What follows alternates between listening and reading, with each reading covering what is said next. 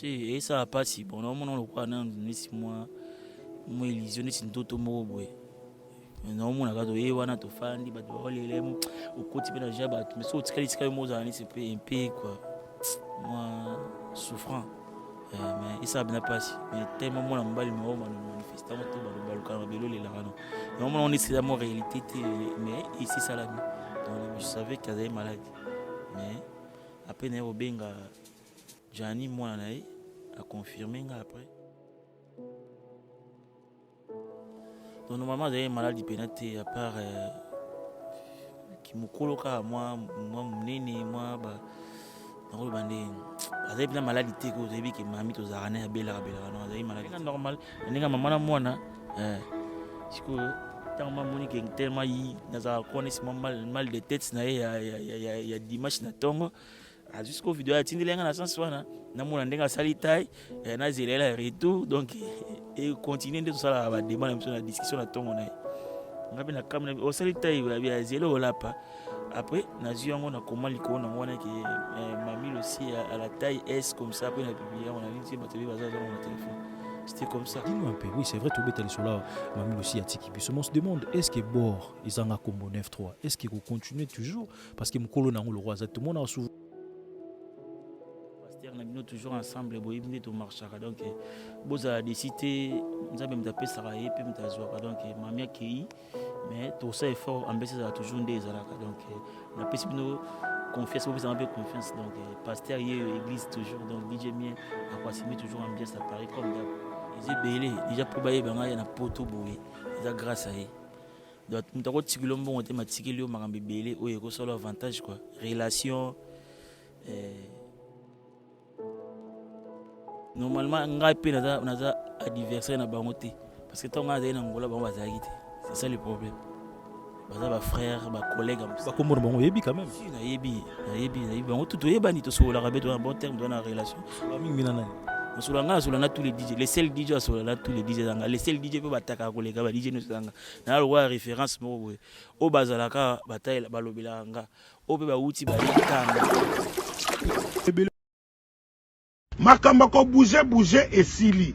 Kaka na portable na yo, oza na Google Play Store, oza na Apple Store, allez, osala nini? O télécharger na kata portable na yo, o télécharger application mobile. Il y a Tap Sound. Donc TAP SAND. Allez, niata to leka. O koti ba coordonnées bancaires na yo, o tindi mongo na yo na Congo. Sans frais, bandekotala ba chance. Oh, frais d'envoi exacté. Sans frais d'envoi. Bato bazana Congo, bako zwango, bongo, na Orange Money, to, bako yiko zwango, na Airtel Money, bazu yango malamoko na Congo, saminande, telangana. Bolingo yanga ina Yesue, bolingo yanga ina Ye.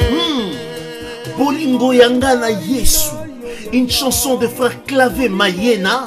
déjà disponible sur toutes les plateformes de téléchargement. Sur YouTube, allez sur Clavé Mayena officiel pour visionner les clips. Bolingo Yangana Yesu, Bolingo Yasukate, une chanson inspirée. Pour contacter le frère Clavé Mayena, 07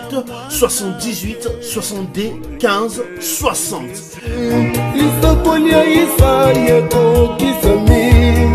Le vrai agneau vient d'être. Bien plus qu'un flat hôtel et faire connaître la nouvelle expérience, Orideso Commercial Kinshasa à travers l'Afrique centrale écrit une nouvelle page de notre histoire. Un service de rénovation sans équivalent, conjuguant dans une même dynamique plusieurs offres d'exception. Flat Hotel avec de chambres de luxe supérieures et exclusives répondant aux normes internationales, Orideso est un palace iconique. Restaurant au menu exceptionnel, mini-salle de conférence qui dévance les attentes d'une clientèle toujours exigeante. Boutique d'habillement au tempo et à la mode. Orideso Commercial Kinshasa vous garantit le meilleur tarif pour vos frais et transferts d'argent avec une agence sur mesure et professionnelle.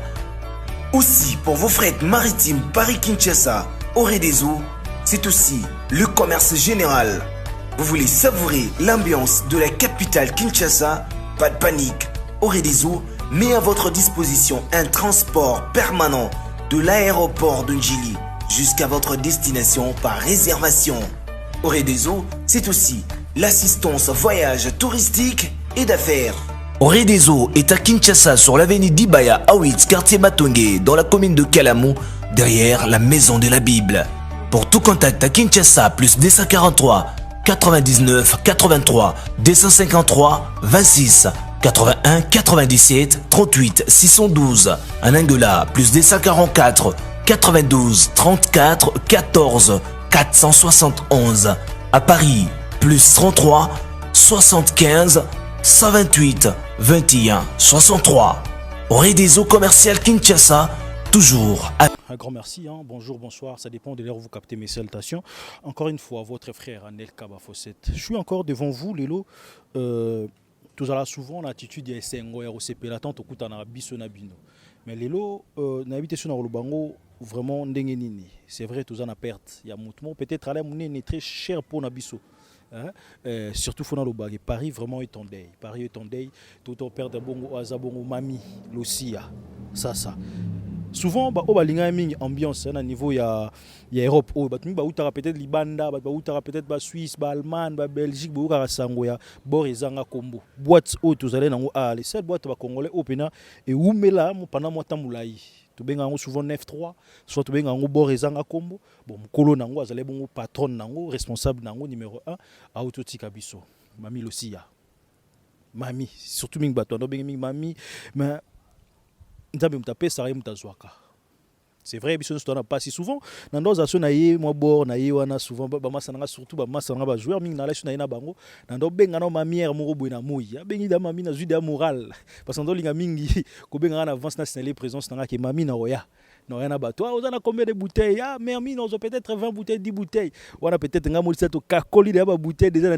entre maman na moana na cacoli de bouteilles déjà dans des moutons comme ça on regarde la soirée les cas moi bien mais bon les lois les mois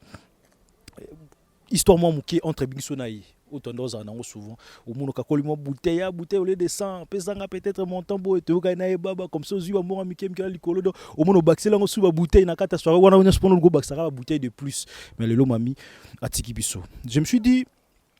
le lo fona fana nani otoro me ko sola na yé o peut-être ko betela biso histoire na yé parmi ba DJ o ba travailler na 9-3 na Borizanga Kombo DJ Miel. Ça parmi les DJ ou oumeli penanaï parce que oui c'est vrai tout le monde va DJ belé zala naï les cas moi qui a zone mais DJ Miel azala moi na habité ce moi confiance tous les ni mais yeti atikalo mami atikalo kufa bazala toujours naï mami aussi ya les lois até et moi ça moi pas si robeta moi lisolo dans le passé mais bon nous avons tapé ça et peut mutazwaka c'est vrai et encore une fois on a présenté quand même ba condoléances na batonyo sobayebaki mami aussi ya surtout na proche surtout na famille mami elle l'a zaté to ko vraiment parce que betali sola mun aller passer mais to fanda bona DJ Miel to mega pe mo sola na yim to ba moi muke ko betela biso li solo o ya mami esika azali ape manakimia Miel boni kimia ndeko boni ouais nzambe azo pesa moi force donc toza nango namoni attitude na weza vraiment ya mawa ouais apena mawa quoi bah non nouvelle ya mami aussi ya ozo ki ngondengeni aye na ndaku ando sta misama mke to na vide na pemi mke babe na moi ba appelle comme côté belimba message na messagerie à WhatsApp appel normal et tout que mami a kufi dans mon monde ba la confirmation pas nga bateau presque ya libanda quoi donc moi j'ai informé mais je savais qu'elle avait maladie mais après na obenga Gianni moi a confirmé après de passer message c'est tout mami précisément ce que ba malade na outina abelaki azoki azana promener na maladie donc normalement j'ai maladie pénate à part qui me coloca moi mnene moi ba dans le bandé avez bien maladie que vous avez que mami to zarana abela non avez maladie pour des fois avez bien maladie bon il y a retombé car qui est mon mnene comment déranger si est mon soyez na boîte pas mata comme moi un peu mon problème quoi. Bon singaki tellement toi na moi stand by ya makama Covid aina parler alinga est-ce quoi récupérer moi santé normale pourtant ozonga azaneka normal quoi après tu es retombé que les lois a sauté. Eloni sali ki mami vraiment akufa bon na bi ko no médecin te oza mwana facilité pe ya expliquer bisongo te mais eloni sali ki ebende na liwa apparemment elobami ke ataki ya non et sala ka ataki ya opération ba sala ke kondisa mutu eloni le kaki en fait. Non rien du tout makamba ah non on est makamba ndé bi makana on a mukili na ba lobaka mais pour des vrais ça pendant yango te ataki na été l'autre bon Isaki ça fait un bon moment quand tu as ba convide bah moi des c'est parce que avant de continuer à kimke ton au sala mais emo au sali emo bo salate emo au salate dernier week-end de salaka mbila yaka na tongo et puis que to kanga to zelati nouvel ordre si moto fongola après to vone na bandaku mais mo biso za moi libanda akoza na feti mo kendaka feti mo boye Deux tambola wana kendaka feti wana et après feti wana na lobby nango na monika tindelinga message ya vidéo yango yemo mda tindelinga vidéo yango abi omoni na la salitaille zela des retours au mona makamno parce que on avait l'habitude qu'il y a rediscuter moi tous les dimanches na tonga na donc un mois même sous mais compréhension mais na ndenga normal ndenga mama na mwana siko tant ma monika tellement yi na connaissement mal de tête na ya dimanche na tonga jusqu'au vidéo à tindelenga na sens wana na mona ndenga salitaille na zelela retour donc et continuer de ça la débat na discussion na tongo na ngabe na kamna au salitaille ya zelo lapa après na ziongo na comment liko na ngwana que mamie aussi à la taille S comme ça après na publier on a vu si batterie baza dans mon téléphone c'était comme ça bon mamie aussi a kufi dans ajini vous avez idée non idée peut-être idée zate. Mais quoi bah quand même secret Zani parce que oui c'est vrai dans le on a début bah DJ Belé bah travailler na surtout toi on a souvent accueilli DJ Boy peut-être tout en soit comboté bah nous a souvent accueilli bah zongi mais yo ti n'habite koloba ti aussi à tiki biso vous allez toujours ko travailler na bord toi yo peut apparemment kenda déjà non on allait toujours naïe parce que on ne sait les carans à bord on a toujours informé nande tu fais tout on sa préparation et retour nango on a informé na seki que tout apprécié te tout cela c'est sur date bala moko o makamno sur zonga après tout ba so to ça ndeni en plus na idée na biso zaki déjà que na seki to zonga son kande zaki te faut tant bat ba ya ba kuta moi image mususu moi travaux mikemke to ko réflexionner na moi ba placement ba kiti moi ba j'ai les lumières tant bat ba mon amna été moi j'ai changé donc idée zaki bon à tout nenga OK absinga na ton absinga bon absinga OK pas de souci to zela mukenga c'est normalement de ba annoncer que on dirait fin à juillet ndiri makameko banda so biso to zelaka fin à juin to banda sko mo ba travaux mikemke to salement réunion entre ba base ba tête ya bord ya boîte comme ça to e bazo to ça ndina peut démarrer azaki ne pas d'accord YouTube mambo ko ibe donc nga azaleka laisser le DJ tikala ina c'était moi. Alors expliquez biso un peu au sali combien de temps na mamie aussi na bord ezanga combo o ekinda souvent ça marqué comme 9-3 mais to mesana souvent benga ngo toujours mingi bord si normalement na sali 9 ans na mamie et on travaille ensemble si je place de uta kiti to ya na bord toujours na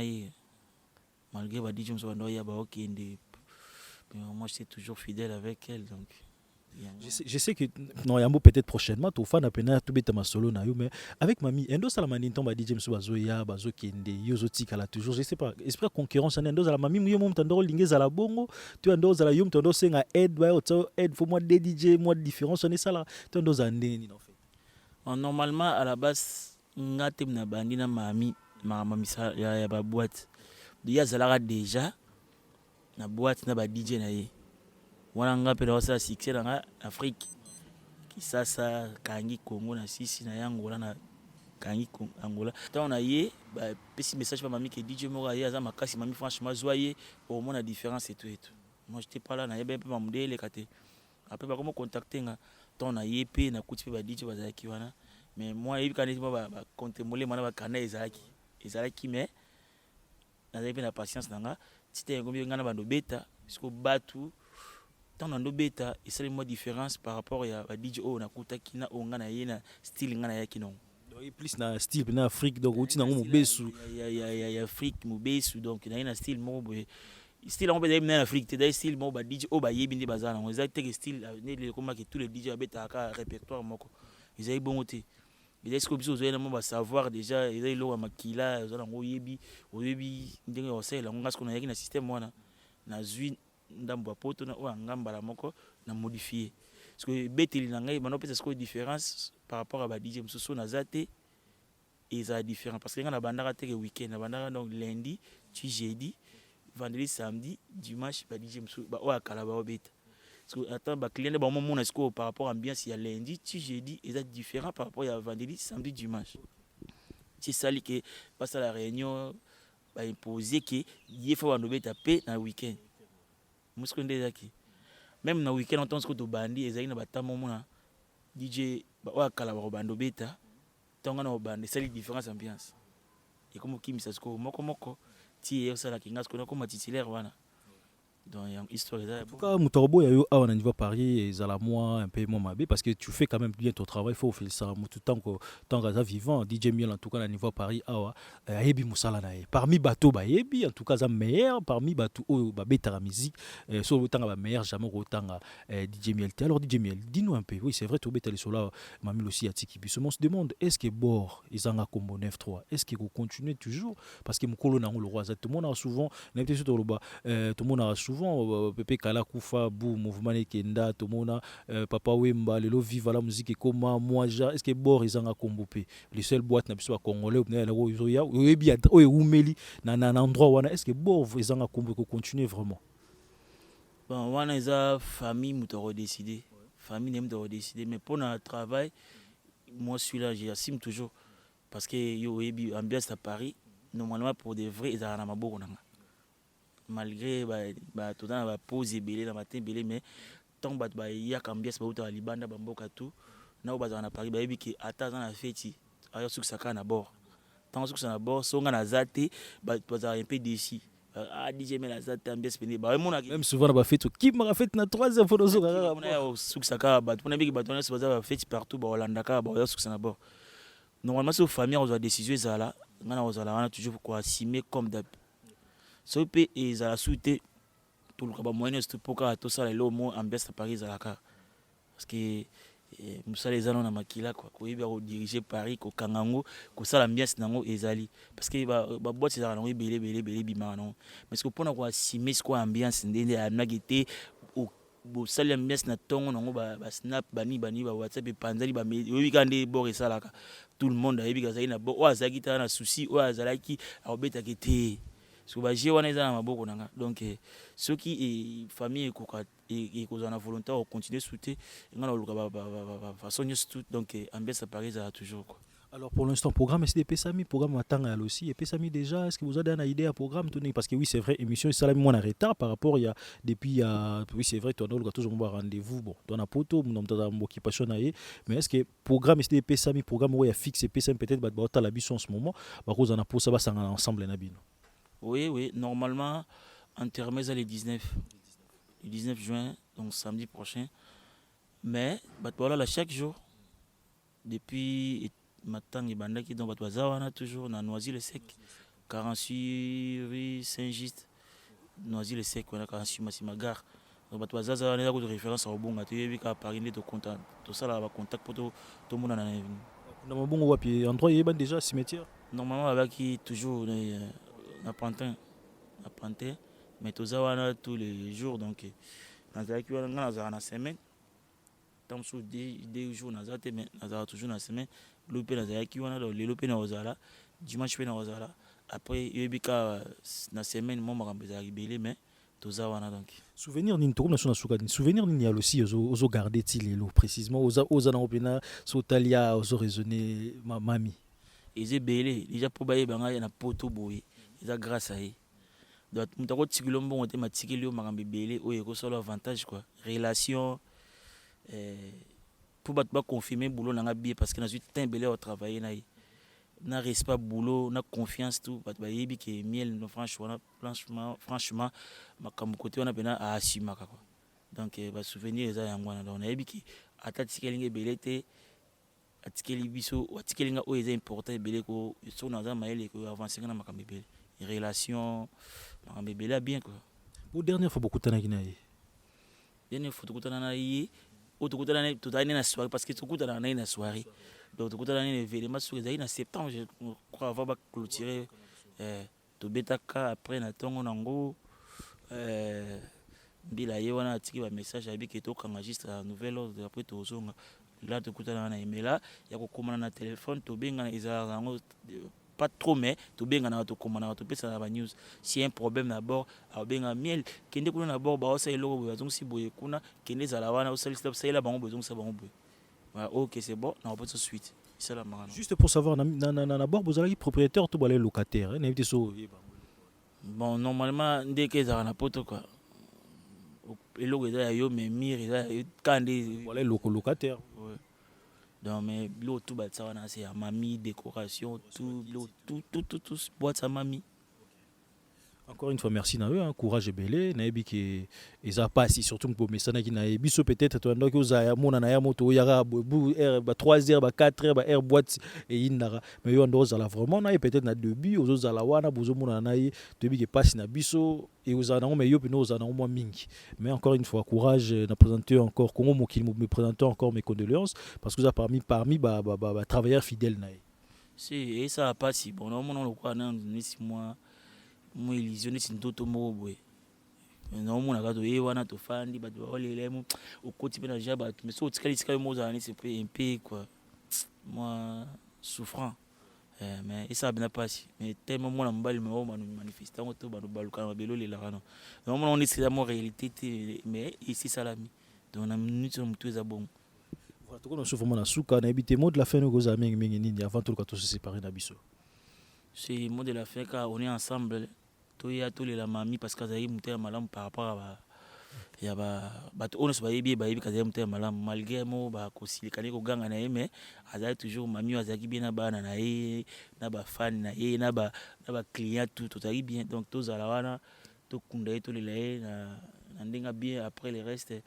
oyo koya to annoncer bino ka keso to nokuta na wapi comme d'hab quoi mais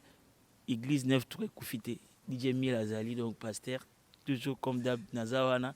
ceux qui aux asuna borté bon adresse mususu to informer bino boya beaucoup même ambiance kande ezaki quoi toujours assumer toujours musala comme d'hab on a se fait soutenir le wana pasta la viso ya bon ça fait mutate ya viso mais tout aussi la viso mais tout le un peu moins contre ba concurrence yo koma quand même ba ningano ba DJ belé vous allez bon na ba ngola ba ko yo zo salon ndenge en fait comme on a ba concurrence wana en fait. Normalement ça ngabe parce que rotika la éternellement te na musala mo normalement ngape naza adversaire na bango te parce que tonga za na ngola bango bazaki te c'est ça le problème baza ba frère ba collègue ba kombo bango yebi quand même si na yebi bango tout yebani to so la rabe to en bon terme dans la relation sur la mingi minana Solana tous les DJ les seuls DJ Solana tous les DJ zanga les seuls DJ peut bataka kolega ba DJ no zanga na le roi référence mo o bazalaka bataille balobela nga o pe ba uti ba ye kanga tisiko ko tanga kombo na bango tolo ko sola bien non DJ Ken DJ Lutonadio DJ Love DJ Dido DJ Alain Milando DJ ya ba fête bazali DJ Piro Jazali DJ Arnaud Technologies ba DJ bazebele Chéri D donc tous les DJ sont tenus bon que ba numéro moi ça to so la normal malgré moi ça ba tir yo yebi kane ba tira toujours nga ba tira na bango na yo yebi yo mo émission mo na ba tirer ndake kuna boya ki ambiance na ba tirer c'est normal na zo na ngona ndinga mabete ba yebi ke ça na normal mais normalement nga penza kana ndo beta musique na ngola tina ya les seuls DJ o ya kana sima na ngeza ka DJ Ken nde muta ya ka sima na nga do so ko yamba ba yamba mutu donc ayebi on le tournoi de bandé nan te tournoi bazali na onte bal tournoi de baye sima baza génération mona petit frère na propre DJ Lopela na Angola donc on pena ba master baye génération Lopela yi ape bango baye ti baye bima donc ngato na bima ki na tike pena bango te donc on peut bango ba bimi kuna bayoki pe bayoka masolo to wana so déjà partir en musique donc on peut baye ba ça boulot na bon mais ba o ba rivalité za penate déjà que bazana tana bango pe ba OK masolo na bon biso pe toza déjà to sima to lisi to lona Donc ambiance pe ça là on dit ambiance ça là mais tel son biaka ça na bo sentir qu'il était il y a différence entre DJ Miel na ba DJ Akala na obaesika moi différence c'est là mais ça te que ba yebi boulot na ba. OK, merci beaucoup alors. Oui, on est ensemble. Ba DJ Bozo on a ndanga mabete pour mettre na bino dans so on a ndanga mabe boyebi ke na kwa simé donc on est sur ya na kwa simé ambiance, animation, tout arrangement, tout boyebi bino mo donc là on likamba polémique mais so bozo on a ndanga polémique boyebi nani on assumer na na wasibi na pete bon bayebi ke nda za mbiaka bina zega vani sa masolo so vani bina te no beta dos isikanga na za bino boyebi ku doloba te ebi ke abeta ka génération tout ngaza déjà sikate ke oyo no beta ka bilo asika do za ko mutayibi répertoire na kelo wasika yango ire non ngada na ko la musablo mususu o batu bayebi te yo yebi banzembe beyenga na fulo la mboko kezai na succès te bayeba ni te bimi menga na ye na fulo mais ce que yebisanga tuna ba DJ moko iso nzemoni ya fulo ngaza banze musu na beta banze ma collège de noble bat baye bango te bakumukama nzi moni mais tina bord beti bat ba juste succès non koyeba ko mixer ba morceau wana eza style na ngam na ya na wana poto ki obeta ba rumba ndam to ba générique ndam to bilo ndam ngam na ya non parce que na ezalaka te tonga na yaki. Parce que au monde en ndeni en fait na ba DJ surtout ya kin na ba DJ kin différence à na ba DJ kin na bino parce que le monde na kin ambiance ezalaka moi on dirait bino bozanga ndeti mo loro mo na ebité les pommes ezani ezali wa bo apa na bino na kin na wa to apa na biso so zo mboka mpaya to na air boîte c'est banda na air boîte c'est silaka tu comprends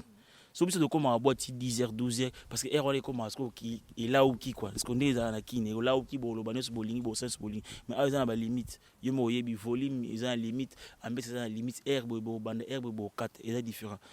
Deuxièmement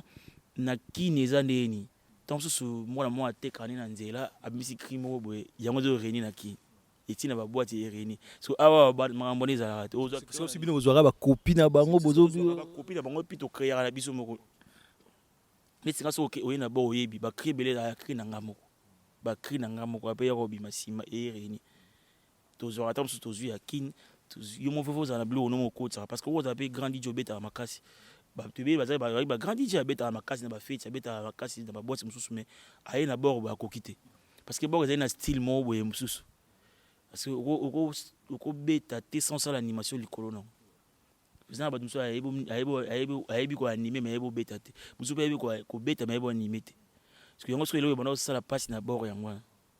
parce que biso ko to yaki ngasko na za mutu na aibo animer na aibo beta c'est ça le problème c'est que non ça la différence moi DJ muso ya beta makasi mais animation zate ebomi muso pas animer makasi mais ako koti ba ambiance te ebomi so ngasko na yena biloko na mi balé animation na ko beta en plus ça ba crime bo tant sous et ça ba te leng mais ba ki on ba place outité on va pe koti ba te tike ba na mutu do ato zate so parti nze moné beta ba tu na mutu na ba on ba ba cri wana mais yo zate parce que imagine ce que DJ muso zo beta on mete ba moné ka kinita a komate mais il y a un moment quand même à bord on a souvent ba jeto yo na piroger ça ni en fait on met ça il boulot la guerre boulot guerre d'esprit donc guerre d'esprit il est sur ailleurs un esprit ni ça a outi ki na ye a outi za boulot ki na ye so ya olingal ça la o ela ksaki mutuna tika ki na minute na asu na niveau na ngate on ndeza na pesi ko na yebi ke kada na maîtrise na ngana yebi ke point boy na okanga na ngai so ya yesko ya la pression bando beta ngasko to na ya na contredire ye na o ya beti moi ce que tant on matali ngasko ya boka ba jeto mo boy na crime mo boy ngapi to na ya na otika te mais on a ndinga ba beti so aussi na tongo de vona so bito so la normal bon so la normal ni sans rancune pesara la si to komana mo vite fait so va bien sans problème donc ça penate que on a ndinga ya na cadre boulot ici c'est le on a bill ba boka na ba jeto mais bazala ba bien normal ils ont un endroit bête donc c'est un collègue tout venait batambula yi l'état déplacer raison à kuta kanga mais malgré rivalité za la rado alingo CDT ngapi na CDT